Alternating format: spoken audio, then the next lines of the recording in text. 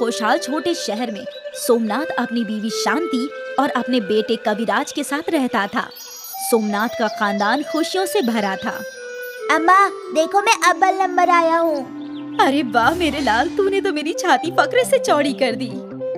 ऐसे ही खूब पढ़ो और पढ़ लिख कर एक बड़े अफसर बन जाओ। इस खानदान में ना पैसों की कमी थी और ना ही खुशियों की, लेकिन कहते हैं ना, ऊपर वाला पूरा भरा हुआ घड़ा किसी को नहीं अता फरमाता। एक रोज शांति और सोमनाथ अपने किसी रिश्तेदार से मिलने दूसरे गांव गए। घर पर सिर्फ कविराज तन्हा था। दिन गुजरा और रात हो गई। अब तक तो अम्मा अब्बा को घर लौट आना चाहिए था, बड़ी देर हो गई। कविराज परेशान हो रहा था। अक्सर इस वक्त तक दोनों घर लौट ही आते थे। खैर, कविराज दरवाजे के बाहर बैठकर इंतजार करने लगा। आधी रात हो गई। अब तक सोमनाथ और शांति घर नहीं लौटे थे। परेशान कविराज अपने पड़ोसी शामू काका के घर आया। उसने दरवाजे पर दस्तक दी। क्या हुआ बेटा? अम्मा अब्बा सुबह से गए हैं, क्या कर गए थे कि शाम तक लौट आएंगे। अब तो रात हो गई है। किसी रिश्तेदार के घर पे रुक गए होंगे बेटा। नहीं चचा, अम्मा अब्बा कभी ऐसा नहीं करते। वो शाम होते ही घर लौट आते हैं। मुझे उनकी फिक्र हो रही है। ठीक है बेटा, हम दोनों चल कर देखते हैं। शामू चचा ने अपनी मोटरसाइकिल निकाली और कविराज पीछे बैठ गया। कौन से गांव गए थे? नंदगढ़। ठीक है, चलो चलते हैं। शामू बाइक चला रहा था। वो लोग नंदगढ़ पहुंचने ही वाले थे कि रास्ते में उन्हें एक बड़ा हुजूम नजर आया। मालूम होता है वहाँ कुछ हुआ है। शामू और कविराज उस हादसे वाली जगह पर पहुंचे तो इल्म हुआ कि तकरीबन रात के 9 बजे एक बस का हादसा हुआ है। ये सुनकर कविराज डर गया। डरो मत, अस्पताल चलकर पता करते हैं। शामू चचा कविराज को अस्पताल ले गए। शामू चचा ने मरीजों के रजिस्टर में पता किया। सोमनाथ और शांति नाम का कोई मरीज नहीं है। कविराज को लगा शायद उसके वालिदैन महफूज हैं। कुछ लोगों की मौत भी हुई है। आप लाश घर में पता कीजिए। कविराज और शामू भारी कदमों से लाश घर पहुँचे। क्या नाम? सोमनाथ और शांति। इधर दस्तखत करो, सुबह तक पोस्टमार्टम होकर डेड बॉडी मिल जाएगी। कविराज के होश फाख्ता हो गए। वो जोर जोर से रोने लगा। शामू कविराज को संभालने की कोशिश कर रहा था, लेकिन कविराज की तो दुनिया ही वीरान हो गई थी। ये रात कविराज की जिंदगी की सियाह रात बन गई थी। अगली सुबह सोमनाथ और शांति की लाश उनके घर लाई गई। रिश्तेदार और पास पड़ोस के लोगों ने आखिरी रसूमात की सारी जिम्मेदारी संभाल ली। कविराज होश में नहीं था। कल तक उसका हंसता खेलता खानदान आज एक रात में तबाह हो चुका था। कुछ रोज गुजर गए। कविराज ने अपने आप को संभाला। अब वो यतीम हो चुका था। उसे अपने वालिदैन की बहुत याद आती थी। उसके किसी रिश्तेदार ने उसकी जिम्मेदारी नहीं ली, इसलिए उसे खुद की जिम्मेदारी खुद ही संभालनी पड़ रही थी। कविराज ने एक ढाबे में काम करना शुरू किया। ढाबे का मालिक कविराज को खाना भी देता था और काम के पैसे भी। कविराज की जिंदगी तो गुजर रही थी, लेकिन वो खुश नहीं था। क्या फायदा ऐसी जिंदगी का? मेरे पास कोई भी नहीं है। कोई मेरे साथ बात नहीं करता, कोई मेरा ख्याल नहीं रखता, कोई मुझे प्यार नहीं करता। ऐसे जिंदा रहने से अच्छा तो मर जाना ही बेहतर है। मरने के ख्याल से कविराज पहाड़ के ऊपर चढ़ गया। वो कूदने ही वाला था कि उसके सामने एक देवी हाजिर हुई। ऐसा मत करो कविराज। क्यों ना करूं? मेरी जिंदगी में अब बचा ही क्या है?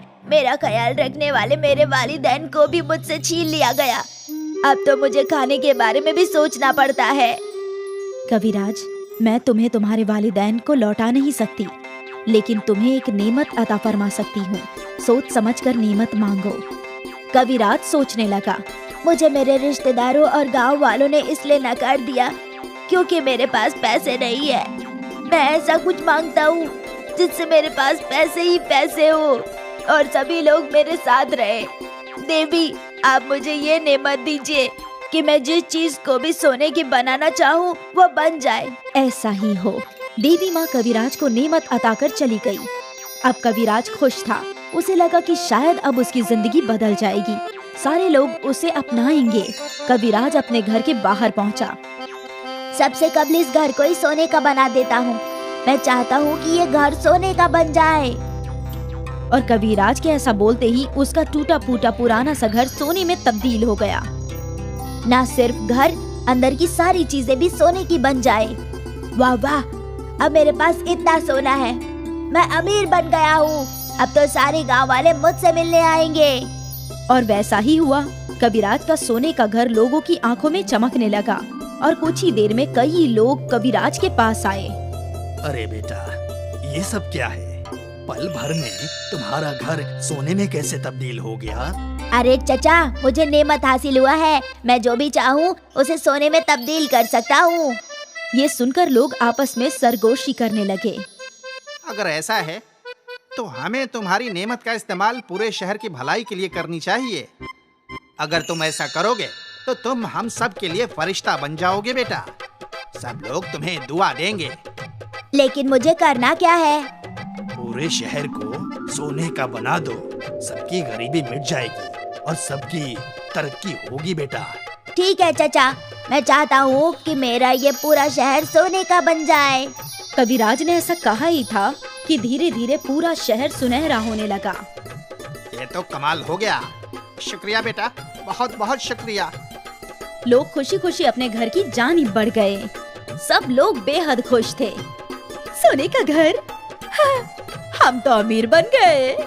हे भगवान, ये तो स्वर्ग है। सब लोग सोना देखकर खुश थे, सिवाय एक ज़ईफा खातून के।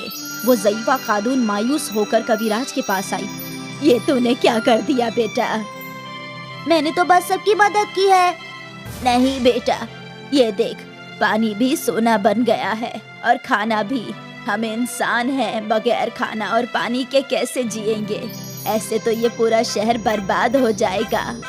ये तो मैंने सोचा ही नहीं। मुझे लगा कि मैं लोगों की मदद करूंगा तो लोग मुझे प्यार करेंगे, इसलिए मैंने पूरे शहर को सोने का बना दिया। अब सब कुछ कब्ल की मानिंद कर दे बेटा।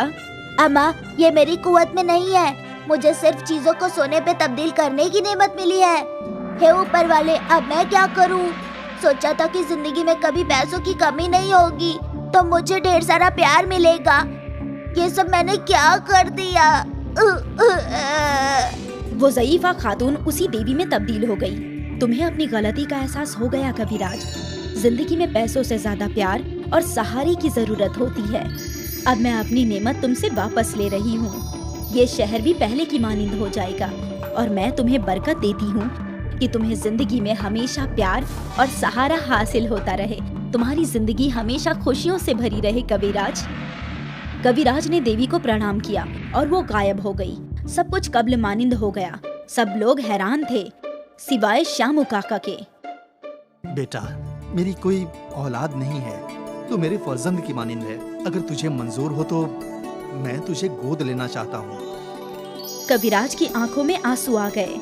उसे जो प्यार और सहारे की जरूरत थी वो उसे हासिल हो गई।